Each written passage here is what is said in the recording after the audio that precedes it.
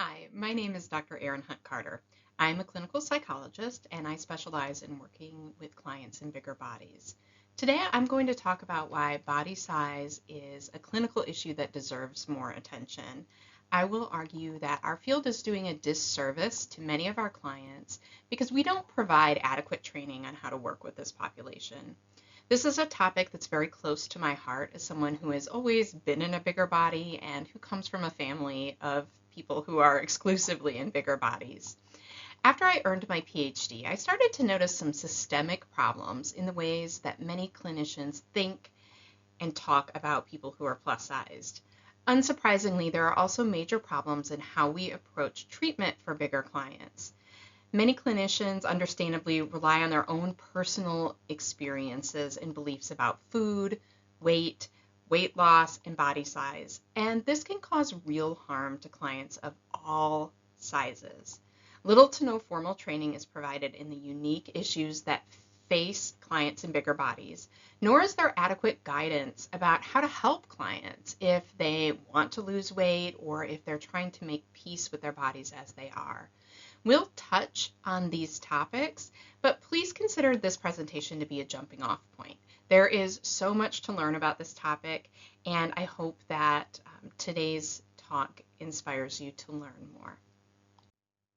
Before we get started, I'd like to let you know that I'm going to be talking about topics that include body size, dieting, and anti-fat bias. I know that these can be difficult topics for anyone in a human body. You will also hear me use the word fat in ways that may be unfamiliar, and this may feel uncomfortable. Similarly, you may find yourself reacting to the images in this presentation as they exclusively feature people in bigger bodies, and this is not something that most of us see very often. I want to invite you to meet your reaction to this language and to these images with gentle, non-judgmental curiosity. This presentation is an introduction to the most basic issues in clinical work around people in bigger bodies. We are very quickly going to breeze through some terminology. Then we will talk about how we think and speak about the issues of overweight and obesity, including things like BMI, the basic epidemiology of body weight, a little bit about myths that are commonly held around people in bigger bodies, and just one slide about how we speak about fatness.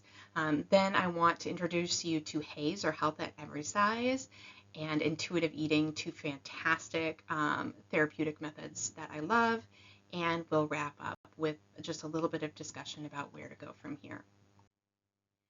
Take a minute and think about how you talk about people in bigger bodies.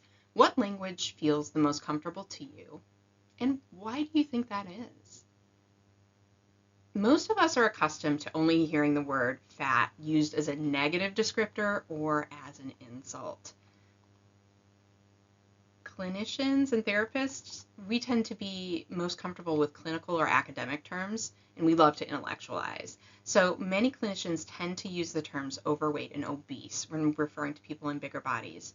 However, it's important that you know that many people in bigger bodies really hate these terms. They can feel dehumanizing, pathologizing, or just icky. I will use those terms occasionally as they're used in the literature, but I want to make you aware that they're not the proper or best terms to use. Other terms that are used are being plus sized. When people refer to someone as plus sized, they usually mean someone, a woman in size 16 approximately or higher, or a man in size 42 approximately or higher.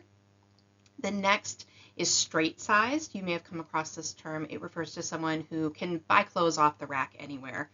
So if you have the privilege to be able to walk into a store and buy a t-shirt pretty much anywhere you are most likely straight sized. So extra small to extra large. And then the last term that you'll hear me use the most is fat. So fat is a neutral descriptor, just to refer to a person with higher than average body fat composition. It's a little bit subjective. I would not encourage you to use this term for someone if they don't use it for themselves, but it is a powerful term, a powerful tool when we use it appropriately and take away the stigma associated with it. And if you are a therapist, it's something that if you're able to become comfortable using it, it can really powerfully help you build rapport with clients and help them heal from body image dissatisfaction. I want to tell you a quick story about fatness. So I'm a therapist, as you know, a clinical psychologist, and I'm a very strong believer that I need to go to therapy every couple of years. I would not trust a dentist who says, you know what, I have naturally perfect teeth, so I don't need to brush my teeth or see a dentist. If therapy works, we need to use it. So in any case, I was seeing this really lovely therapist a few years ago, 5, 10 years ago, probably 10. And she would get really upset if I referred to myself as fat. She bristled every single time, and she would always say, Erin, we don't talk about ourselves like this. And she just could not fathom, she couldn't wrap her head around the possibility that fat could be a positive or neutral term. She didn't want me to say negative things about myself. And she was a lifelong thin person who grew up in our culture, so she saw fat as inherently negative. But it's just not. I'm also white. I'm also short. I'm also brown-haired or gray-haired, if I admit the truth about my hair dye. But only one of those descriptors, right? Fat, short, white, brunette. One of those holds a lot more weight than the rest of them. One of those can be used as really an insult. And I just refuse to use that word that way.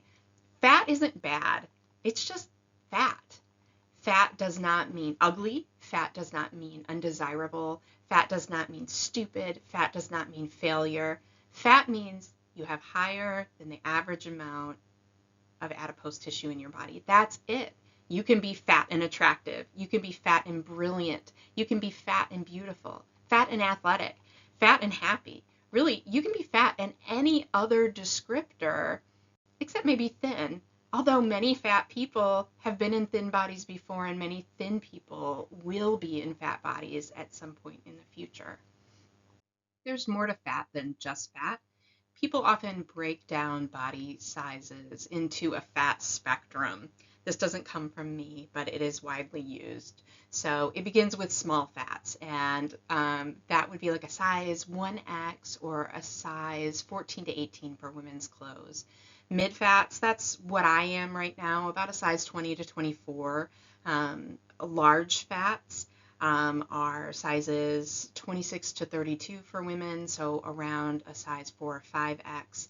And then at the top of the spectrum, we have people who identify as super fat or infinifat, and that is people over about a size 5X or about a woman's size 32. So really it's kind of the cutoff of where you have the ability to find clothes in a store somewhere near you.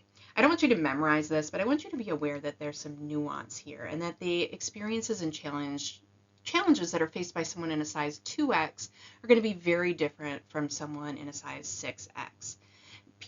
People in bigger bodies experience more harassment, more discrimination, and more difficulty fitting safely and comfortably into physical spaces. So this includes things like finding clothes that fit, off the rack, being able to just physically fit in restaurant booths, desks at school, or airplane seats. It also includes things like having access to medical equipment in the proper size.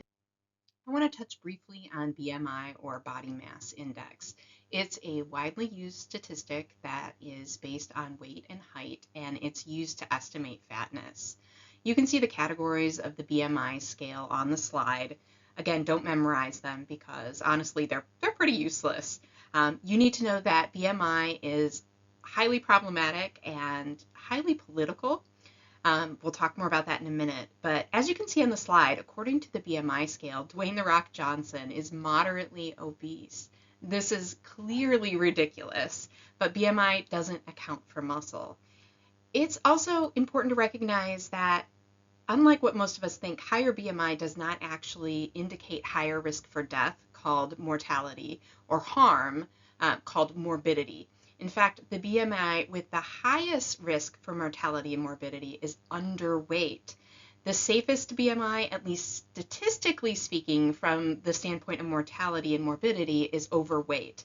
And this makes sense if you think about chronic illness. So someone has cancer, or two people have cancer, and one of them is extremely slim, and the other maybe has a few extra calories on board.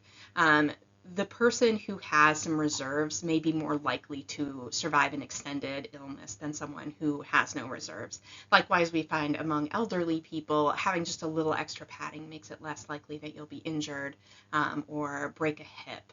Just again, because physically you have a little more padding, and because being overweight is actually associated with higher bone density. So this scale is problematic in a number of ways. People tend to talk about BMI like it is the gold standard and something that we've always used, but that's just not true. BMI was invented in the mid-1800s as a part of a project to understand the average man. The idea got picked up by life insurance companies, and they all developed their own BMI scales based on just their subscribers. It sounds incredible now, but body weight itself really wasn't considered a risk factor for disease or death until the 1960s. And it wasn't even until the 1970s that physicians began to use BMI at all. You probably don't remember this. Most of you are probably younger than this, but it wasn't until 2010 that we really began to use BMI in actual doctor's appointments. So this is something that's less than 20 years old as a regularly used health metric. And I want you to know that BMI is not really based on super solid science. In fact, in 1995, around 25 million Americans went to bed one night at a healthy weight, normal weight, and according to BMI, when they woke up the next morning, they were overweight. And that's because the International Obesity Task Force changed the cut score for being overweight. It was originally 27.8 for men and 27.3 for women, and they changed that cut to 25. Part of the rationale for doing this was that it's easier to use round numbers, and they wanted them to end in 5 and 0, but that wasn't the only reason. I don't have time to cover this in a lot of detail, but it's important to know that there was a really big push to have obesity made into a diagnosis. It only became a diagnosis recently. The International Obesity Task Force that changed the cut scores on BMI,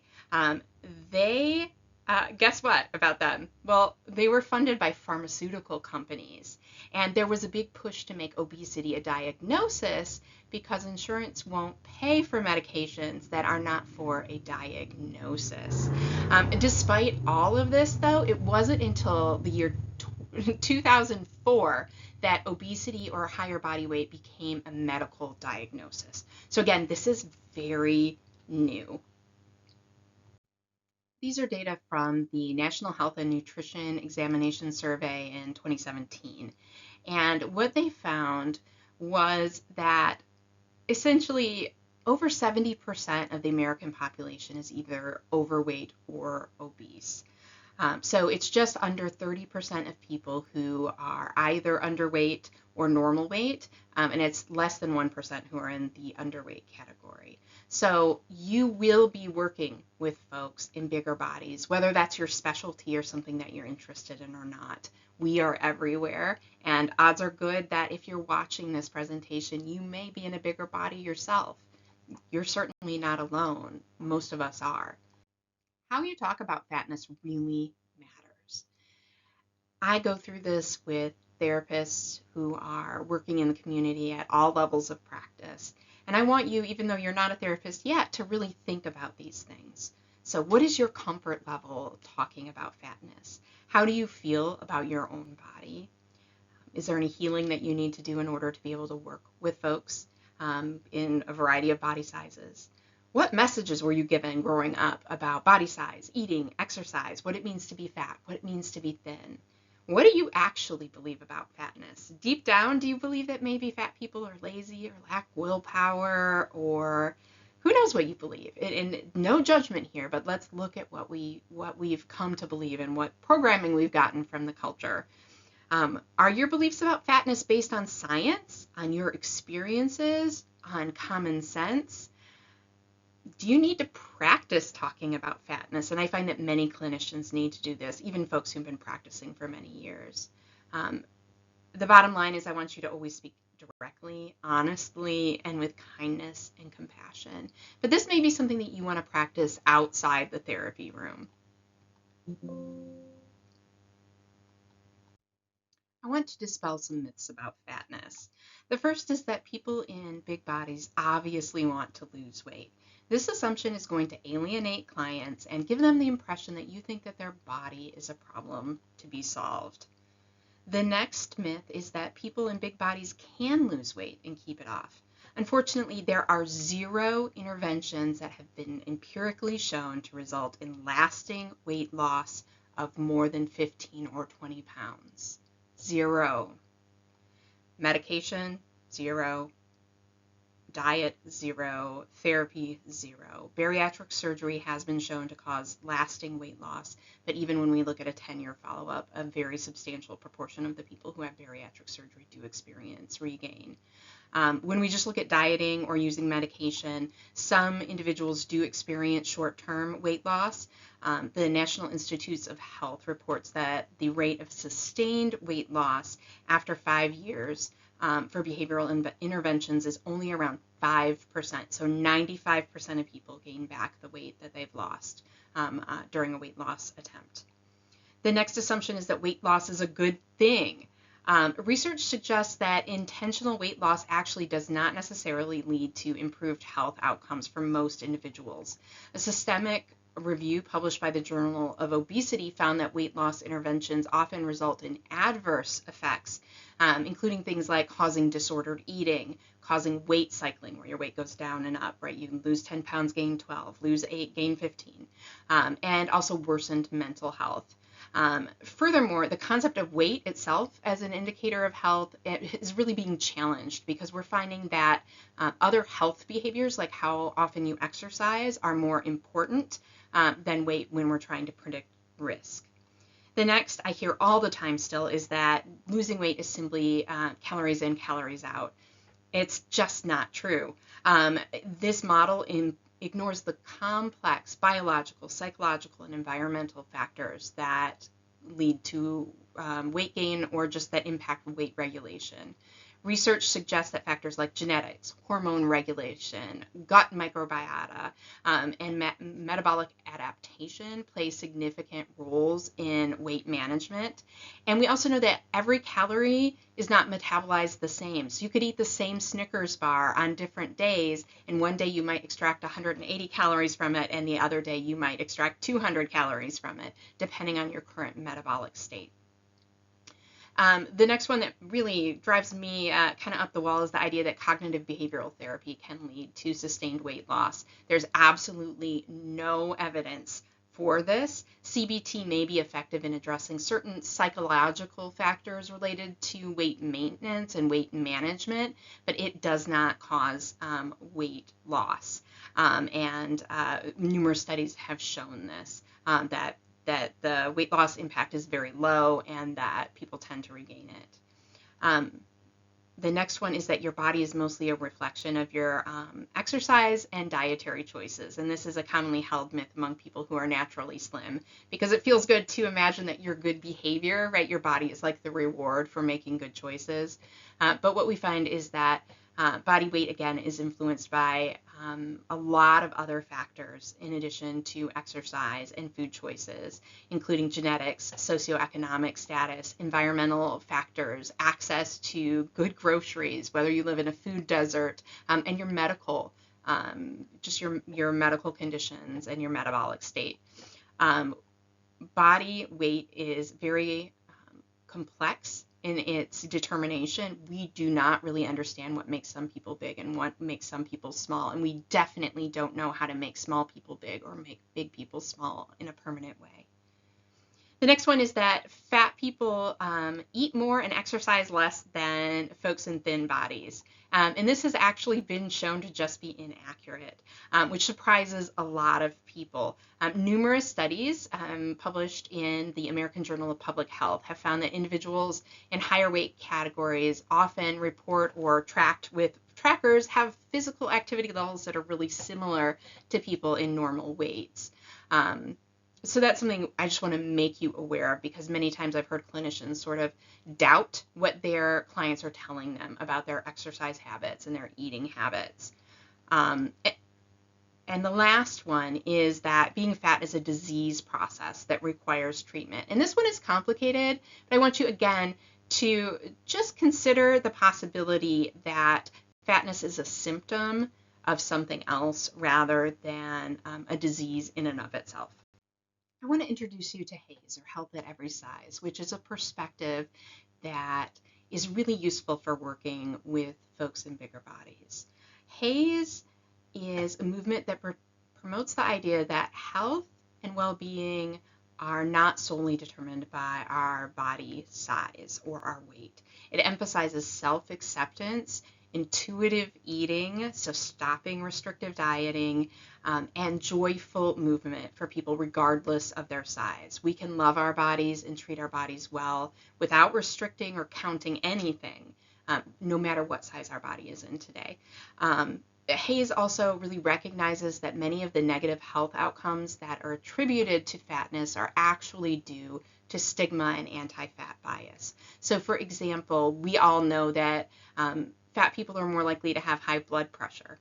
Did you know, though, that researchers have shown that when they use the right size blood pressure cuff and when the patient is not feeling anxious, that the doctor is going to negatively evaluate them based on their body weight, that entire effect almost disappears. It becomes no longer statistically significant. And I think that's really interesting, right? Just having the right size medical equipment and having a good relationship with your doctor and not feeling like they're going to yell at you about your weight gets rid of the blood pressure effect. So there's a lot here.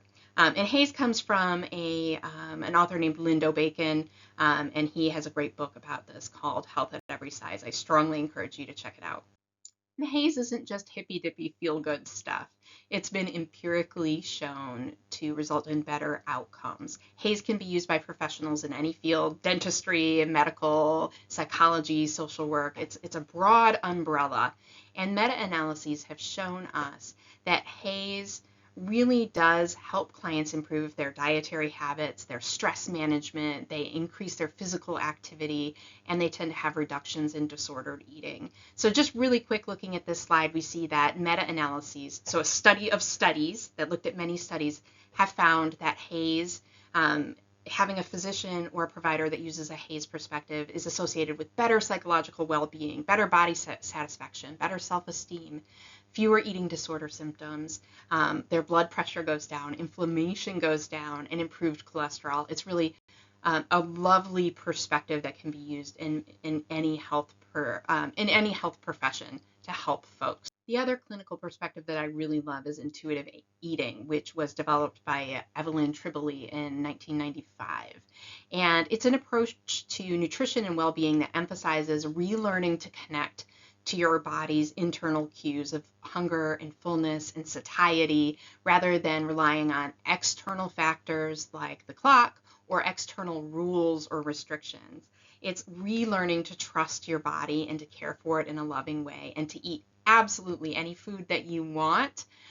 It promotes a positive relationship with food, with your body, and putting away sort of the idea that you need to track anything at all or be counting anything in order to eat in a way that's healthy. We know that restriction and counting is associated with weight gain and with increased disordered eating. And intuitive eating helps folks step away from all of that in a really lovely way. This slide is a copy of a handout I sometimes share with clients when I'm doing intuitive eating work. And it shows the 10 basic principles of intuitive eating. The first is rejecting the diet mentality. We are no longer going to track or count anything, and we're no longer going to restrict anything. The second is honoring your hunger. No more skipping a meal when you're hungry or chewing on ice because you're, trying to quell those hunger pains. We want to honor hunger and eat when we're hungry. The third is making peace with food. And that goes along with number 4, challenging the food police. There's no good food. There's no bad food. All foods are a part of a healthy diet. In eating a variety of foods is really important for good nutrition.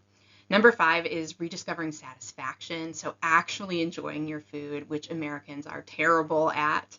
6 is feeling our fullness, just like we tend to get out of contact with how hungry we actually are and what sounds good to us to eat. We tend to not be really good at gauging how full we are. 7, we learn to cope with emotions with kindness and not to feed our emotions.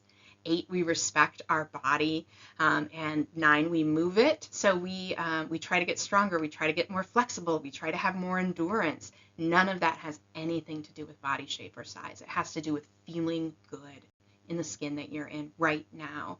And the 10th is gentle nutrition. So again, we're not restricting anything, we're not doing anything harsh. It's something that fits in your daily life. I also share this graphic with clients pretty frequently. So on the left, we have a dieting mentality. So you have an office pizza party, and there's a wonderful looking pizza there. If you're dieting, you might not eat that pizza. You might stare at it and really want it, but you refrain. And then at the end of the day, you go home and you're so hungry, and you've been thinking about that pizza that you really wanted, but you cook your healthy dinner, and then you overeat, and maybe you snack too much because you're really craving pizza and you didn't give it to yourself. And now you're unsatisfied and not feeling great about what you did eat. Whereas an intuitive eater would go to the pizza party at work and say, like, man, pizza sounds amazing. It smells good. I really want a piece of pizza. They would pick the pizza with the toppings they want, try to get the best looking slice, and they would eat it and enjoy it. Be present with that slice of pizza, and hopefully it's a really great piece of pizza. And when they go home that night, they may choose to eat something else because maybe they're not craving pizza anymore. And they may notice, like, I'm not as hungry, so I might not eat as much. But next time I'm hungry again, if pizza still sounds good, you can have it again. So this is very oversimplified. There's certainly more to it. But I hope that it's inspiring you to learn more about intuitive eating, about health at every size, and to reject the idea that clients should be dieting, doing any kind of restriction, any type of counting. I have a nutritionist that I work with that many of my clients see, who also works from an intuitive eating and health at every size perspective, and she does a really lovely job working with folks with no restrictions, no tracking. Even folks with type 1 diabetes can do this with the help of a professional. And that's all the time that we have for today. I really appreciate your attention, and I really appreciate you listening to me talk about something that's so frequently ignored and marginalized. If you are interested in this at all or inspired to learn more, I have given Amanda a handout about some resources that she can forward to you if you'd like to learn more about fatness, about intuitive eating, about health at every size. Thank you so much, and have a great semester.